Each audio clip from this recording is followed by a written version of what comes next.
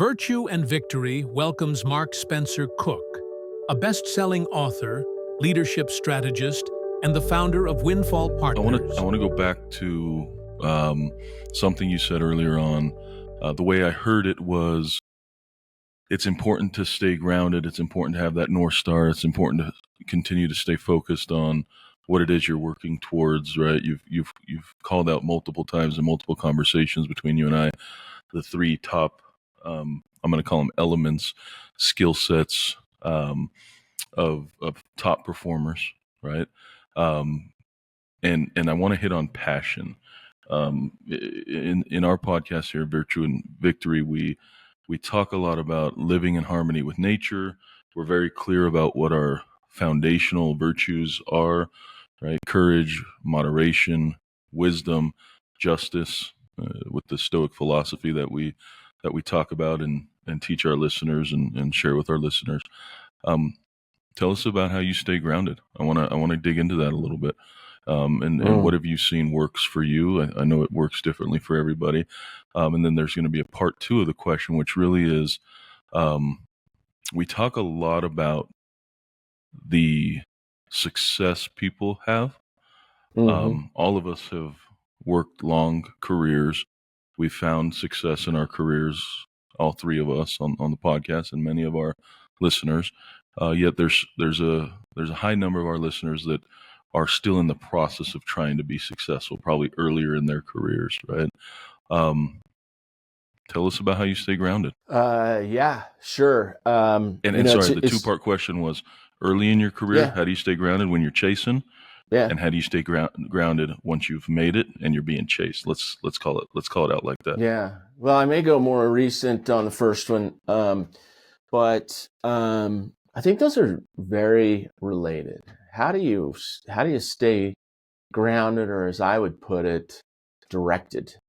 How do you have that compass at the right heading? And that's how you stay grounded, is you have something to pursue. And those three elements I mentioned are actually the consequences. They're the results. They're not the skills or the tactics, and we can talk about those later. But to answer this question, you've got to have those destinations. They're interwoven, and when you help someone in a very specific way that you are capable of doing it, and you can do it commercially, and you feel that passion, that's a very grounding thing. I mean, everything else fades and gets blurry, and you can pursue as your organism's built to do. And that's how you stay grounded.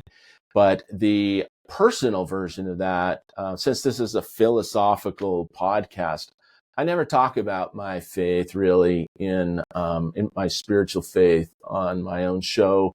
I don't talk about it in my practice or my business because most people don't invite it. You invite it here in Life Philosophy. So I'm going to share a little bit of it, if that's okay. It is how I stay grounded. And it's recent, actually. I mentioned serving the other person, the ideal client, and doing it in the right way. And I was thinking about my two sons.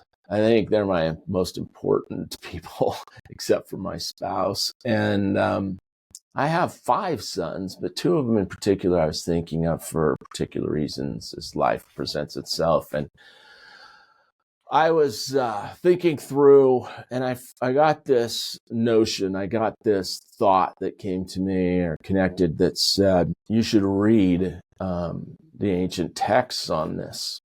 And I grew up in a chaplain's home and a mother who was very ardent, and so I've read a lot of scriptures and ancient texts.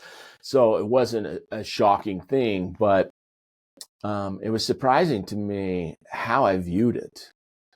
And the thought came to me: who has been followed? Who's the leader in history of all time who's been followed by more people than anyone? Well, it's not even close. If you look up what people estimate and over time, it's Christ.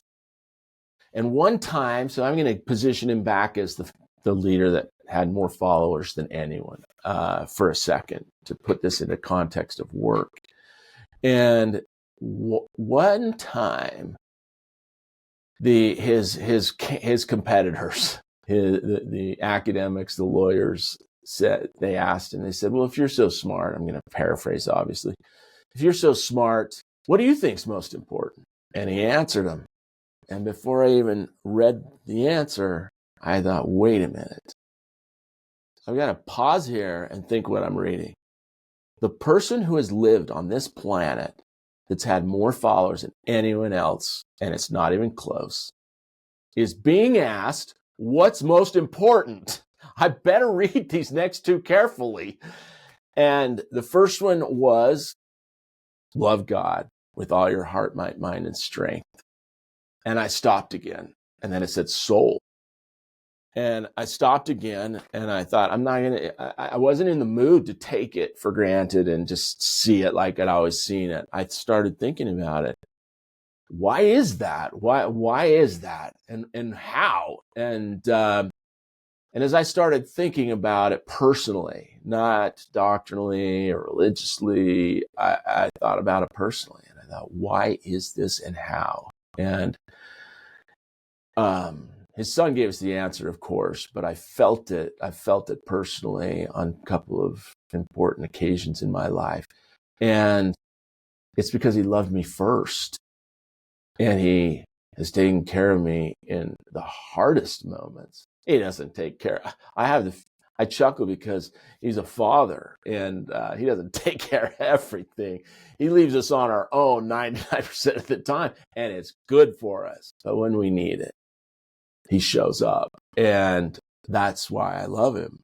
But then a second thought came to me, and it's all the logistical things that mortals think about, like, how would he do that? How could he get a hold of me and someone else? And how could he send, his other son, the Holy Ghost, to have power over a lot of people?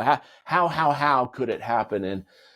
And the scale's enormous. He deals in trillions, and I manage 5 sons. And, when I go to a client, I help manage I've managed hundreds of people myself as well. But that's bigger than just one person. And so then I took that in, and I went to the next statement. And he said, love thy neighbor as thyself. And I've read that a million times. And I went to the explanation, and of course they were cynical, and they said, well, who's your neighbor? They wanted to trap him. They wanted to say, who's your neighbor? I want to minimize this as much as possible. I want to just do what I have to do and not more than that. And wow, what an answer. He gave the parable of the Good Samaritan, the enemy who follows all the friends of the person that's been beaten up, robbed, and fallen. The enemy comes along and helps this guy. Now, we all know that story, but I had missed something a million times. He couldn't do everything himself. That Samaritan helped him, did kind of the emergency care, got him up, walked him back to town. But he didn't have food to feed him. He didn't have a place to shelter him. He was just helping on a path. And so what did he do? He went to the innkeeper. The innkeeper, the person that owned an inn in that story, has never caught my attention seriously. And for the first time, as I'm doing this exercise and pondering and meditating and reading and praying, I realized that the Good Samaritan needed help to scale. He used other people. He didn't use them in a negative sense. He used them in a super positive, cooperative, collaborative sense. And he orchestrated this service to the one. And it reminded me of an episode. I had one of the coworkers of Mother Teresa herself on my show. You should listen to that one. It'll change your life. There's plenty of people that can think Mother Teresa did things that her service in ways that they wouldn't do it. But it's pretty hard to argue that she was amazing at scale. In fact, by focusing on the one guy tried to donate. This Islamist came and said, I want to donate to you. I want to he's very wealthy.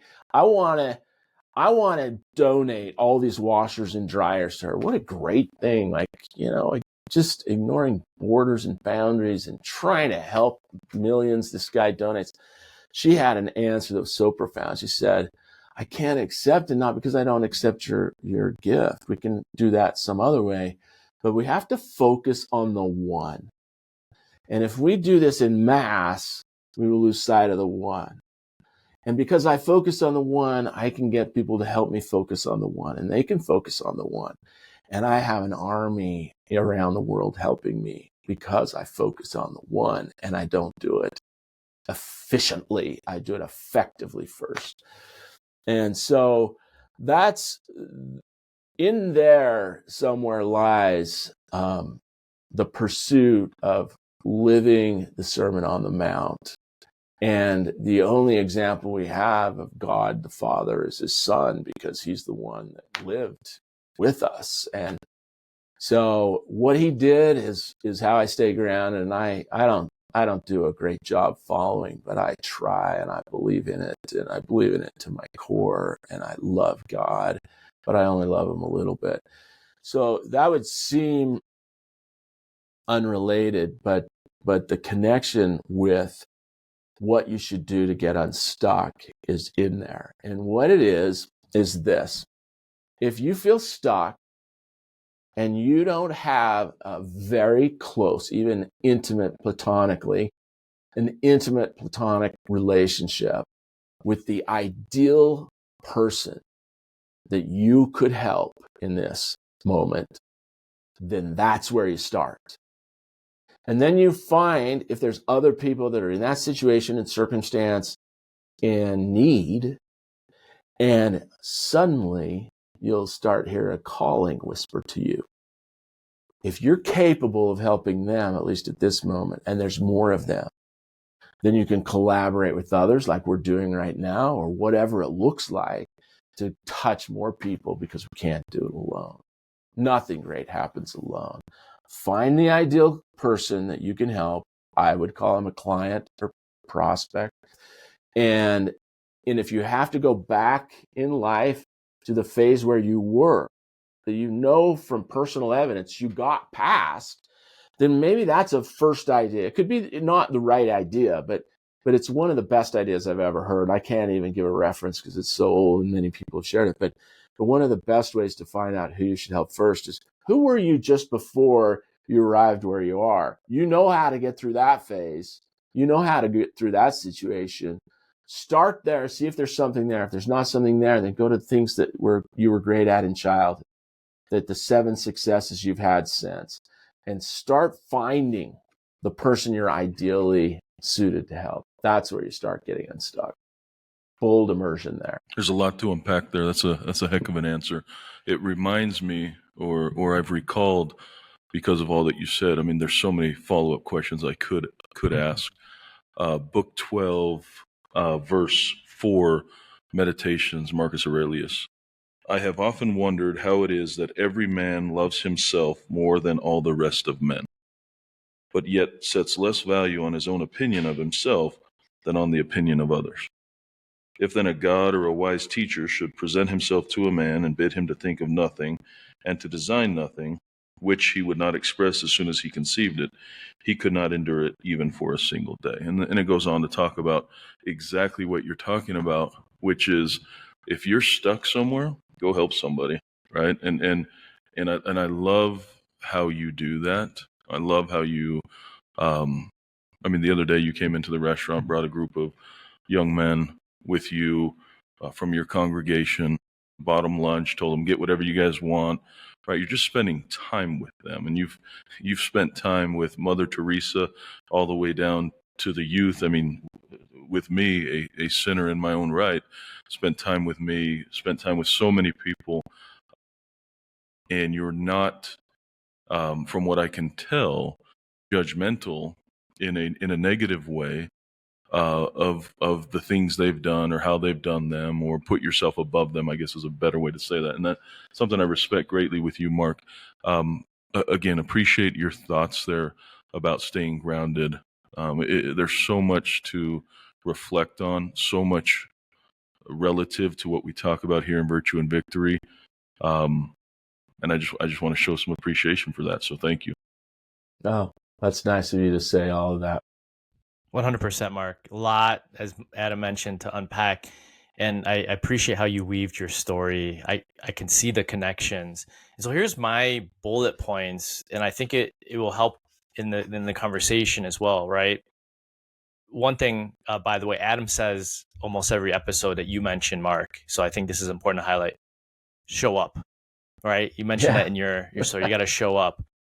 I also wrote down the zone being the intersection of passion and purpose. When you know your direction and you figure out the passion, then things start to melt away. That's the way you mentioned it. Everything else melts away because you're ultra focused, which I think is another bullet point for me, is that focus piece. And something you didn't explicitly say, but I thought was really important, is there's moments where you pause. You're talking about when you're reading the scripture. You knew that something was coming up and you pause to reflect on it, to internalize it. Some people might call that meditation. Some people might call that prayer, right? There's different ways to kind of look at this. I think that's important, especially when I think about where we are in society. We're in the like, give me the easy answer to things. And then I guess very, very poignant when we think about taking control of one's destination and how to help others. Leadership there is knowing you can't do it yourself. You mentioned that as well. Well, and I want to relate to that as well, Doug. You've driven a powerful reminder for me. We talk about stoicism here, and we relate it to life. Mark, just like you went to the ancient texts and those that came before you, Zeno of Cynthia, when he lost everything in that fateful storm many, many millennia ago, wondering what was next in his life, he turned to those that came before him. He turned to the ancient texts. And I think that is such a powerful reminder that we are not alone. We don't have to do this alone. We have others that, even though they may be gone in person, they're not gone in spirit.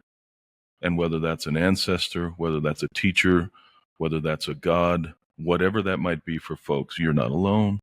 You're not alone. You've got a lot of help. There's a lot of folks that have been here in very similar circumstances that have wanted very similar things. And we need to recall those things, and we need to remind ourselves of those things. And we need to surround ourselves with folks that remind us of those things. It's a powerful reminder.